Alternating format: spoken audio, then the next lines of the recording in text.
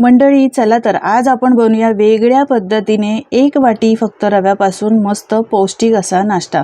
तुम्ही कधी केला नसेल तर एकदा या पद्धतीने करून बघा। 1 वाटी रव्यामध्ये असा हा बारीक चिरलेला कांदा घालून तुम्ही कधी हा पदार्थ केला नसेल तर माझी खात्री आहे तुम्ही ही रेसिपी बघितल्यावर 100% करणारच। चला तर करायला घेऊयात। यासाठी मिक्सिंग बाउल घेतलाय, यामध्ये 1 वाटी रवा घालायचा आहे। आता रवा तुम्ही कोणताही घेऊ शकता, जाडा किंवा बारीक कोणताही घेतला तरी चालेल। साफ करून घ्यायचा। यानंतर एक बारीक चिरून घेतलेला कांदा घेतलाय। कांदा घेताना एकदम बारीक चिरून घ्यायचा, जास्त जाडसर ठेवायचा नाही। यानंतर थोडंसं गाजर किसून घेतलाय, एक टोमॅटो बारीक चिरून घेतलेला आहे, एक मोठी बारीक चिरून घेतलेली मिरची घातली आहे, बारीक चिरलेली कोथिंबीर घालायची। यानंतर यामध्ये घालूया सारख्याच वाटीने अर्धी वाटी गव्हाचं पीठ, 1 चमचा बेसन, पाव चमचा हळद पावडर आणि 1 चमचा लाल तिखट। आता लाल तिखट मी घातलेला आहे, मिरच्या सुद्धा घातलेल्या आहेत। तुम्ही मुलांना जर देणार असाल तर त्याप्रमाणे तुम्ही तिखटाचं प्रमाण ठरवू शकता। यानंतर घातला 1 चमचा धणे पावडर, 2 चमचे तीळ घातलेले आहेत, चवीप्रमाणे मीठ आणि लिंबाचा रस घालायचा। सध्या हिवाळा सुरू आहे तर तिळाचा वापर नक्की करा। लिंबाच्या रसाऐवजी तुम्ही इथे आमचूर पावडरचा सुद्धा वापर करू शकता। आता सारख्याच वाटीने 1 वाटी मी पाणी घातलंय, मिक्स करून घेऊया। सुरुवातीला पाणी कमी घालायचं, गरज लागेल तर इथे पाण्याचा वापर करू शकता। बॅटर थोडंसं घट्ट वाटतंय, हे बघा छान असं घट्ट झालेलं आहे। आपल्याला लागेल तर आपण नंतर पाण्याचा वापर करूया। आता झाकण ठेवून 5 मिनिटं बाजूला ठेवून देऊया, कारण यामध्ये रवा घातलाय, रवा फुलण्यासाठी थोडासा वेळ द्यायचा। 5 मिनिटांनंतर तुम्ही पाहू शकता बॅटर छान असं घट्ट झालेलं आहे। एकदा मिक्स करून घ्यायचं आहे, हे बघा थोडंसं घट्टपणा आलेला आहे। यामध्ये मी अजून अर्धी वाटी फक्त पाणी घालते। जास्त बॅटर हे पातळ करायचं नाही, यासाठीच पाण्याचा वापर सुरुवातीला कमी करायचा। पाणी घालून एकदा मिक्स करून घ्यायचं आहे। मस्त असं बॅटर असं आपल्याला पाहिजे, हे बघा जास्त पातळ नको किंवा घट्ट नको, या पद्धतीचं याचं टेक्स्चर पाहिजे।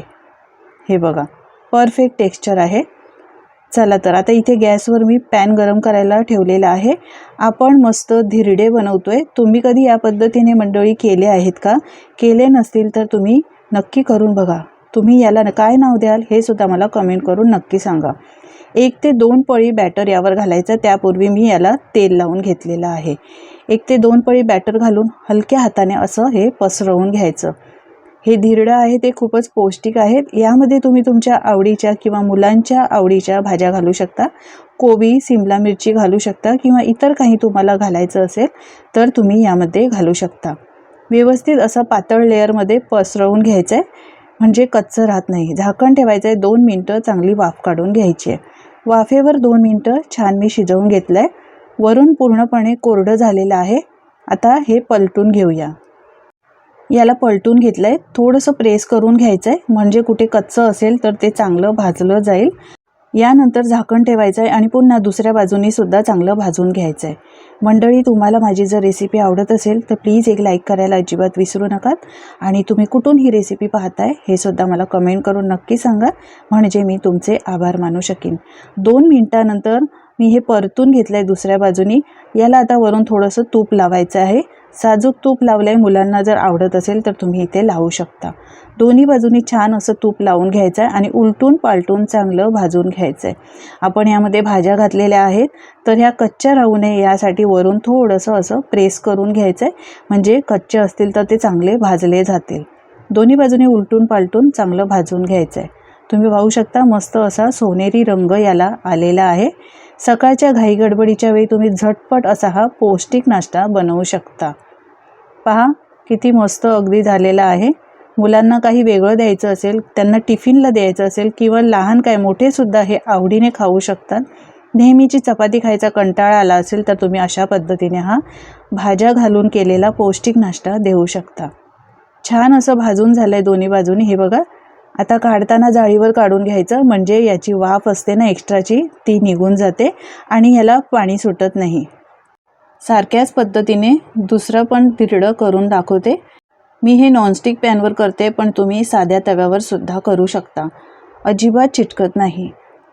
सेम सारख्याच पद्धतीने 1.5 ते 2 पळी बॅटर घालायचं आणि हलक्या हाताने असं हे पसरून घ्यायचं। हे बघा पातळ लेअर करायचं, म्हणजे ते कच्चं राहत नाही आणि लगेचच भाजलं जातं, जास्त वेळ भाजायला लागत नाही.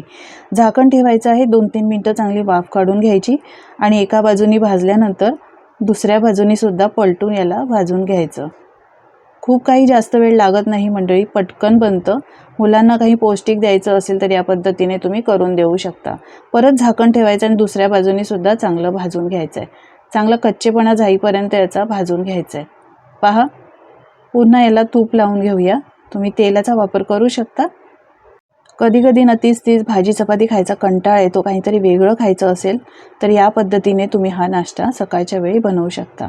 दोन्ही बाजूनी चांगलं भाजून घेतलं आहे, रंगसुद्धा छान यालासुद्धा सुरेख आलेला आहे. एवढ्या बॅटरमध्ये 2 मस्त असे मोठ्या साईजचे हे धिरडे तयार झालेत. लहान मुलं असतील तर तुम्ही लहान लहान आकारामध्ये 4 ते 5 असे हे धिरडे बनवून देऊ शकता. हे बघा, काढून घेतलं आहे.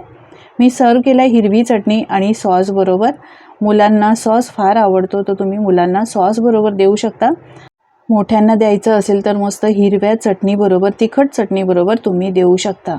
चटणीबरोबर सुद्धा खायला खूप छान लागतो. पहा, कुठेही कच्चं नाही दिसत आहे, सगळ्या बाजूनी व्यवस्थित हे भाजलं गेलेलं आहे. रंगसुद्धा खूप छान आलेला आहे. तोडूनसुद्धा दाखवते. हे बघा, भाज्या घातल्यामुळे छान असं हे पौष्टिकसुद्धा झालेलं आहे. यामध्ये तुम्ही तुमच्या आवडीच्या किंवा मुलांच्या आवडीच्या भाज्या घालू शकता, कडधान्य घालू शकता, पालेभाज्या घालू शकता. हे बघा, कुठेही कच्चं नाही.